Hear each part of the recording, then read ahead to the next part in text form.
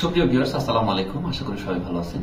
আজকের ভিডিওতে আমরা আমাদের যে ট্যাক্স ইনফো প্রবলেম বা আমাদের pay out account double problem, এই সমস্যার আমি যেভাবে সমাধান করলাম সেই এক্সপিরিয়েন্সটাই আপনাদের সাথে শেয়ার করছি। সুপ্রিয় দর্শক বন্ধু, এখানে আমরা গত ভিডিওতে কিন্তু দেখাইছিলাম যে কিভাবে আমরা যে ডাবল অ্যাকাউন্টটা ডিলিট করার জন্য বা ট্রান্সফার করার জন্য কিভাবে আবেদন করব।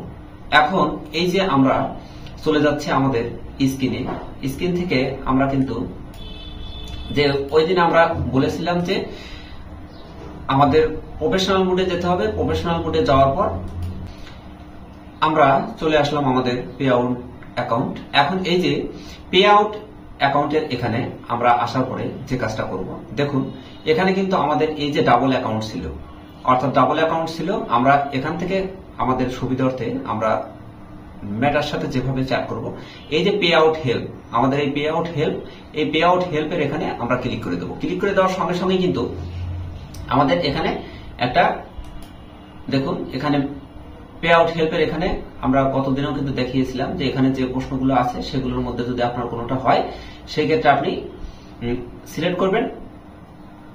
সিলেক্ট করার পরে যদি না থাকে সেই ক্ষেত্রে আপনি যে report an issue with payment, অর্থাৎ এখানে আপনি এই যে গেট মোর হেল্প এখানে ক্লিক করলেই নিচের দিকে চলে আসবে।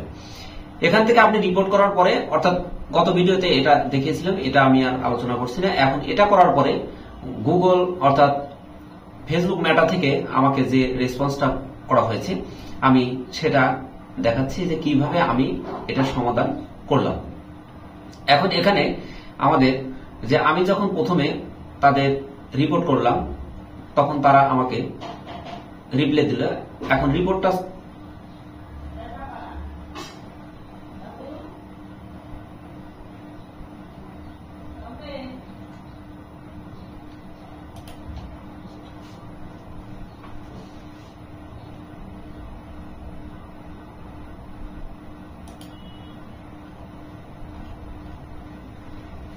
দেখুন আমি যখন প্রথমে রিপোর্টটা করলাম, রিপোর্টটা ঠিক এরকম ছিল যে আমার রিপোর্টের মধ্যে আমি প্রথম যখন রিপোর্ট করি যে হোয়াট ইউ সাবমিটেড, এখানে আমি দিয়েছিলাম যে প্রোডাক্ট যেটাতে আমি মনিটাইজেশন পেয়েছিলাম স্টার, এরপরে আস্কিং অ্যাবাউট এখানে এটা উল্লেখ করেছিলাম, এরপরে আমার আইডি নাম্বার দিয়েছিলাম।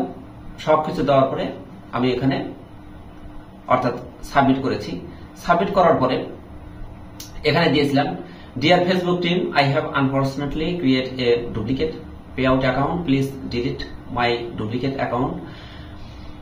মাই duplicate payout account ID is এত, I hope that you will delete my duplicate payout account as soon as possible, thank a লট।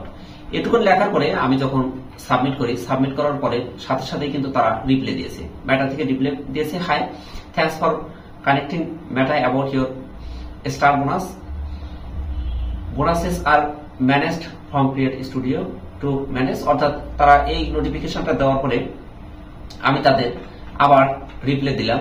যে রিপ্লাই দিলাম তারা জানতে চেয়েছিল যে আপনি এই তথ্যে স্যাটিসফাইড কিনা, আমি স্যাটিসফাইড দিলাম। এরপরে ফেসবুক আমাকে নোটিফিকেশন দিল, Facebook monetize supported case number এত, how was the support you receive from Meta. অর্থাৎ এখানে কিন্তু তারা কেস নাম্বার বসিয়ে দিল, যে মামলা নম্বর দেওয়ার পরেই আমি তাদের আবার এই রিপ্লাইটা দিলাম যে আমার এই আইডিটা ভুল হয়েছে, ভুলক্রমে তৈরি হয়েছে, এটা ডিলিট করার জন্য। এরপরে আমি আবার রিপ্লাই দিলাম ভেরি স্যাটিসফাইড। এরপরে তারা আমাকে রিপ্লাই দিল যে thanks for connecting us, if you wish to delete the payout account এত, you will need to do transfer associated star page এত। অর্থাৎ আমার যে 3টা পেজ আছে তারা বলছে যে অ্যাকাউন্টটা রাখতে চান, সেটাতে আপনি এগুলো ট্রান্সফার করবেন। ট্রান্সফার করার পর এটা অর্থাৎ ডিলিট করা হবে। আমি এরপরে যে তারা এটা দেওয়ার পরে আমাকে এখানে কিন্তু একটি ফর্ম, এই যে পেজ ট্রান্সফার ফর্ম দিয়েছে, ফর্মটা কিভাবে ফিল আপ করতে হয় আমি নেক্সট ভিডিওতে আপনাদের এটা দেখাচ্ছি যে আসলে পেজের মধ্যে কি আছে। এই যে পেজটা আমরা যখন ওপেন করব,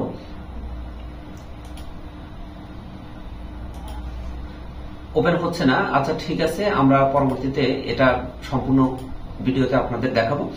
পেজটা আমি ফিল আপ করলাম। ফিল আপ করার পর যে এখানে পেজের মধ্যে যে বিষয়গুলো ছিল আমি ফিল আপ করার পর ক্যাম স্ক্যানার দিয়ে সেটা ছবি তুলে পাঠালাম।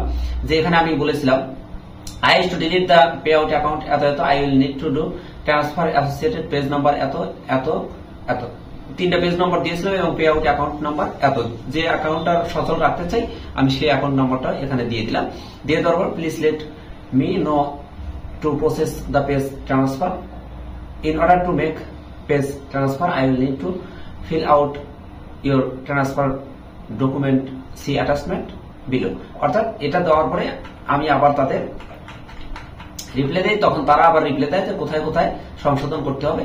আমি এই তথ্যগুলো ঠিক সেভাবে পেজের যেভাবে ছিল আমি সেভাবে পূরণ করার পর আমি এই তথ্যটা সেন্ড করি। সেন্ড করার পর তারা কিন্তু এখানে আমাকে আবার রিপ্লাই দিয়েছে সর্বশেষ যেটা এই যে মেটা পেমেন্ট সাপোর্ট থেকে 5 PM thank you for connecting us, we have successfully transfer the page PM Shamim Hossain এত এত এত এত, অর্থাৎ সবগুলো যে এমডি শামীম হোসেন অ্যাকাউন্ট থেকে এমডি অর্থাৎ এমডি শামীম অ্যাকাউন্ট থেকে এমডি শামীম হোসেন অ্যাকাউন্টে ট্রান্সফার করুন। প্লিজ নোট এটা transparency code is placed on each amount as account invoice involved to allow the additional internal review. Additionally, that once the company is paid out of earning from page, those found account cannot be transferred to the new company. অর্থাৎ এটা পূর্বে ছিল একটা কোম্পানির আওতাধীন, পরবর্তীতে এটা যখন অন্য কোম্পানির আওতাধীন দিয়েছে, সুতরাং এই পেমেন্ট পেতে 5 কর্মদিবস সমস্যা হতে পারে। তারা নোটিফিকেশনের মাধ্যমে এটা আমাকে জানিয়েছে, কিন্তু এভাবে আমাকে সাকসেসফুল মেসেজটা দিয়েছে। এখানে ঠিক এই যে তারা পরবর্তীতে আমাকে জানায় কেস নাম্বার এত ওয়াজ the support receive from matter, অর্থাৎ তারা যে ইস্যুটা সমাধান করেছে সেই তথ্যটা আমাকে সর্বশেষ জানিয়েছে।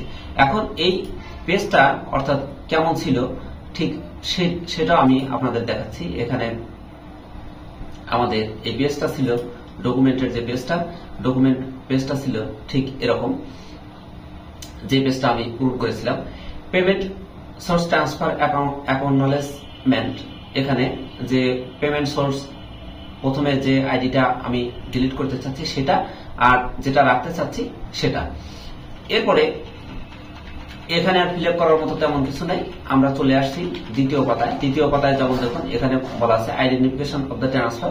এখানে ট্রান্সফার পেমেন্ট অ্যাকাউন্ট আইডি, অর্থাৎ যেটা ডিলিট করতে চাচ্ছি সেটা, আর যেটা সেই অ্যাকাউন্টের নাম এবং সেই পেজের নাম বা প্রোফাইলের নাম।